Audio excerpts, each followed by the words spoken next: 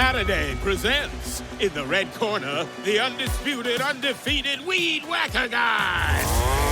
Champion of hurling grass and pollen everywhere. And in the blue corner, the challenger, extra strength Halliday. Eye drops that work all day to prevent the release of histamines that cause itchy allergy eyes. And the winner by knockout is Halliday. Halliday, bring it on. You know what's smart? Enjoying a fresh gourmet meal at home that you didn't have to cook. Meet Factor, your loophole in the laws of mealtime. Chef-crafted meals delivered with a tap, ready in just 2 minutes. You know what's even smarter? Treating yourself without cheating your goals. Factor is dietitian approved, chef prepared, and you plated. Pretty smart, huh? Refresh your routine and eat smart with Factor. Learn more at factormeals.com.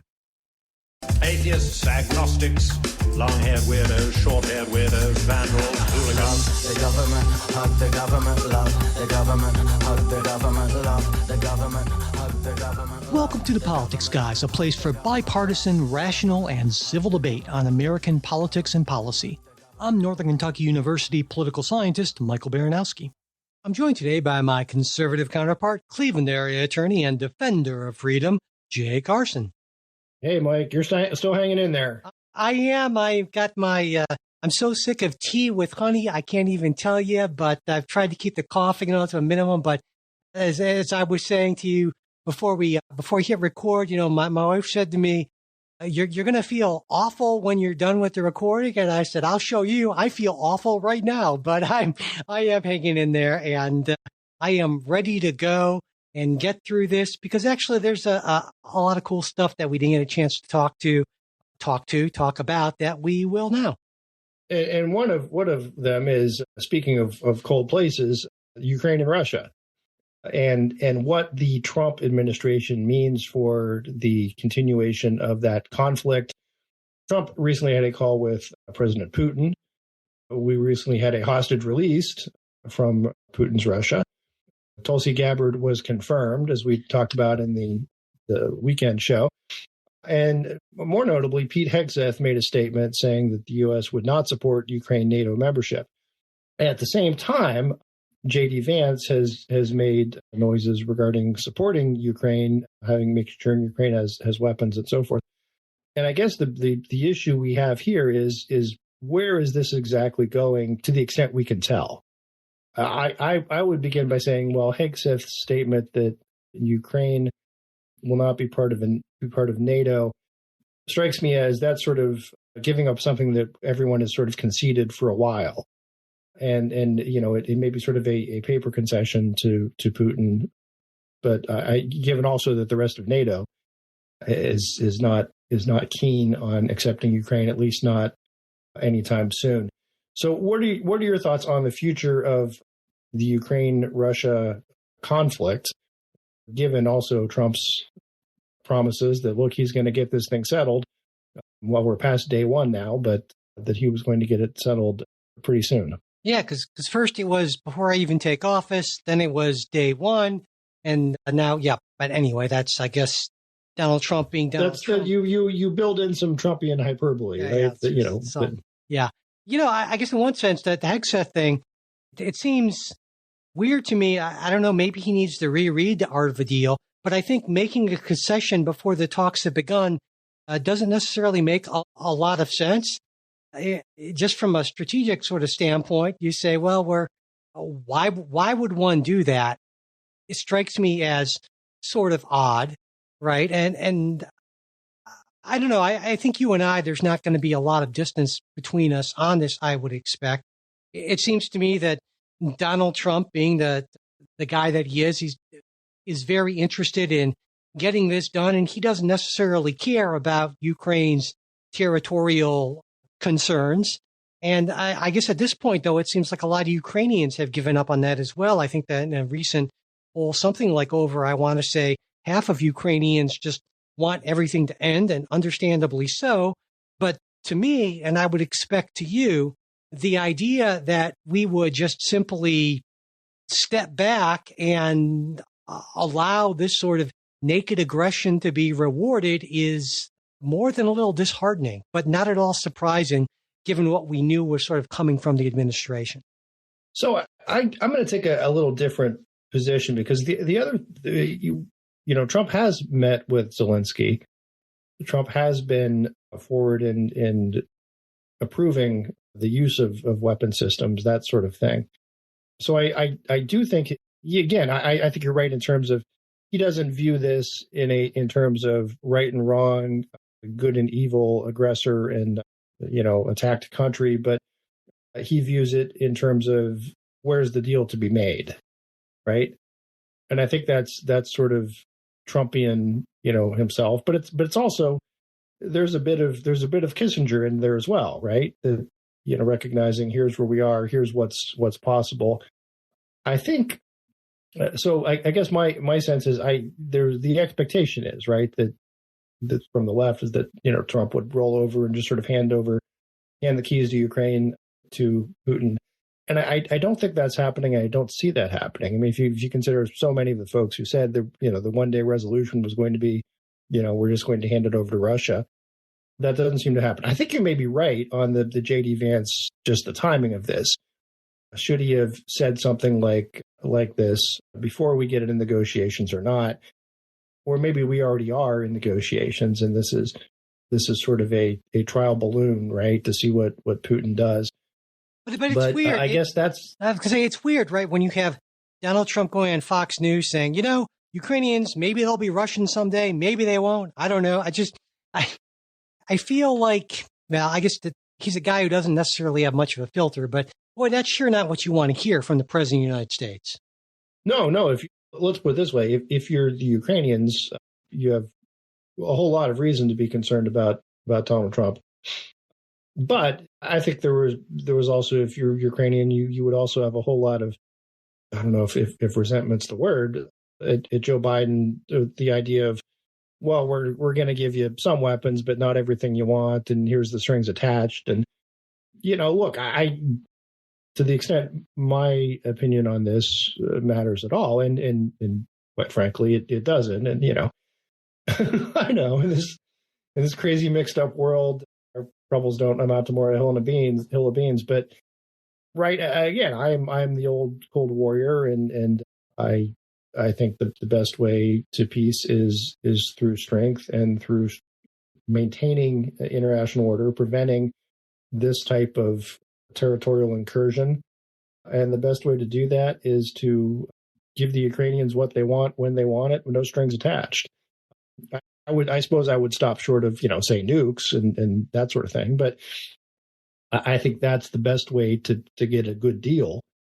And that would seem to be consistent with the Donald Trump type deal, right? And I think you're right that this maybe is a little bit of an aberration, is that he usually starts off big, that like the opening move in the deal would be, okay, well, you cede Moscow to Ukraine, and then we'll talk, or something like that.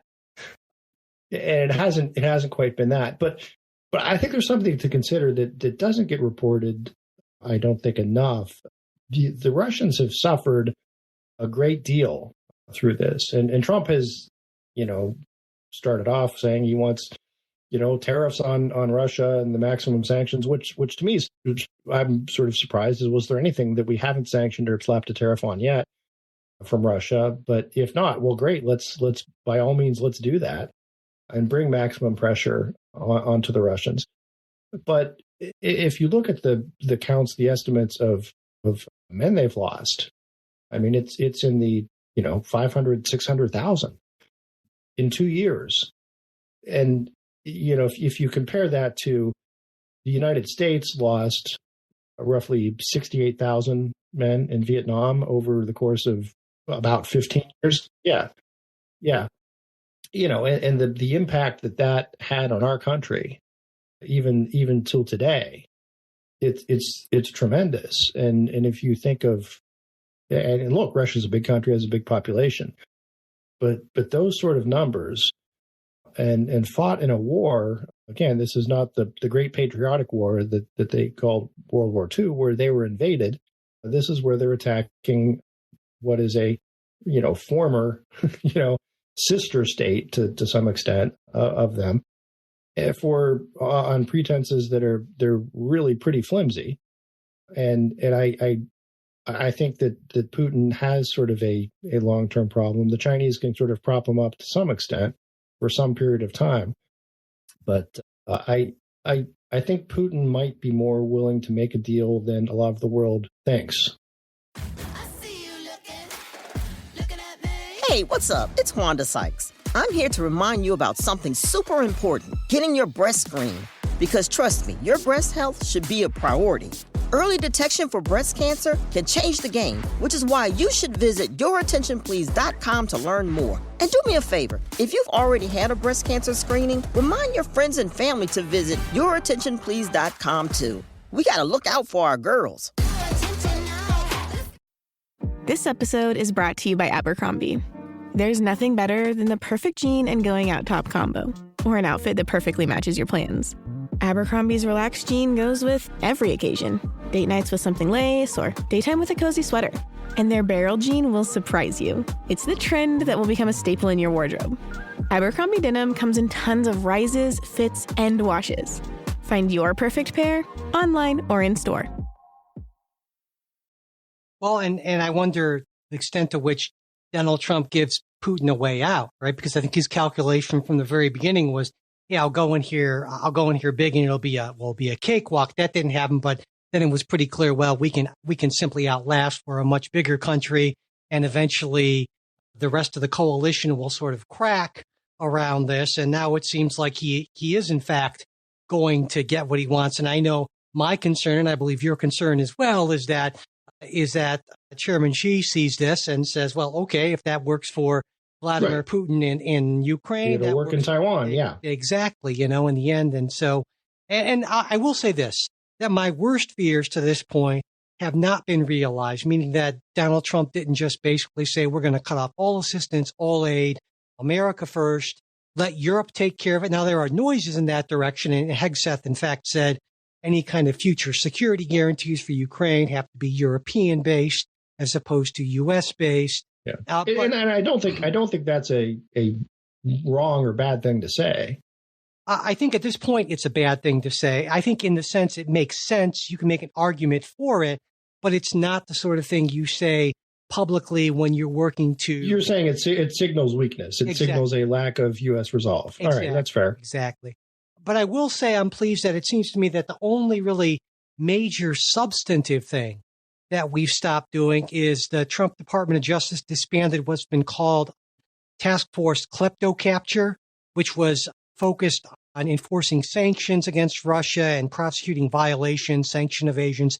The big thing for that was trying to really go after the oligarchs who were, still being able to make a lot of money, and they've gotten somewhere around somewhere shy of $1 billion in asset forfeitures, charged, 60, 70 individuals for sanctions violations, that sort of thing. I was disappointed to see that go away.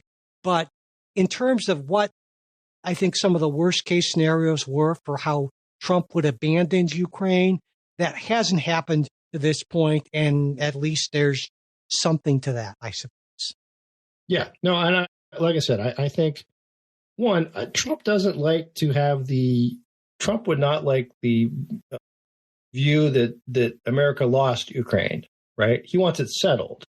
But I don't think he would be happy if and it certainly would be viewed as a loss, I think, across the West if Putin expanded his territory or got to keep significant parts of the territory he already took. But I wonder, Jay, to what extent this is driven by, there's a reading of Donald Trump where it says that to Donald Trump, everything is personal, right? And the Ukraine thing that's tied up into the whole Biden family sort of thing and all that. And I wonder the extent to which there's a part of Donald Trump that says, just screw them, essentially. They were helping out Joe and Hunter and company and all that. And so basically, I don't care what happens to them. And that he admires in many ways Vladimir Putin, because Vladimir Putin, in some ways, not in terms of maybe specific things he does, but in terms of his freedom to do those things, exemplifies the sort of leader that Donald Trump wishes he could be. Yeah. I don't know. To me, the Trump sort of lionization, if you will, of Putin, I've always taken the view that is him just engaging in flattery as opposed to sincerely. That's interesting because yeah, and I don't know. I mean, I could be wrong, right? Well, there was no. I think you're right, but there's an interesting. Jonah Goldberg had a thing for the Dispatch a few days ago saying, and his theory is that, well, if you look at it as sort of Donald Trump is head of one of the 5 families or maybe 3 or 4 families, is that, well, you owe respect to the other leaders of the other families, but the people on your side, your subordinates, the people below you, well, you can berate them. And so it's really kind of weird how if you look at Donald Trump through the lens of The Godfather or something like that, so much sort of just falls into place in weird ways and weird and disturbing ways. But I'm not sure it's right because I think we sometimes too quick to latch onto these patterns and make them fit when they don't necessarily. But boy, there sure does seem to be something to that. We hope you enjoyed this preview of our supporters exclusive midweek show. If you'd like to hear the rest of the episode, we hope you'll consider becoming a supporter. Supporters get ad-free access to all of our shows, membership in our Politics Guys Discord group where you can join in on the conversation, and other benefits at different levels of support. To become a supporter, go to patreon.com/politicsguys. You can also support us through Venmo or @politicsguys or through PayPal. You'll find all of our support links in the show notes as well as at politicsguys.com/support. And if you'd like to get the midweek show, but you're not in a position to become a financial supporter, that's not a problem. Just send me an email at mike@politicsguys.com, and I'll be happy to get that set up for you.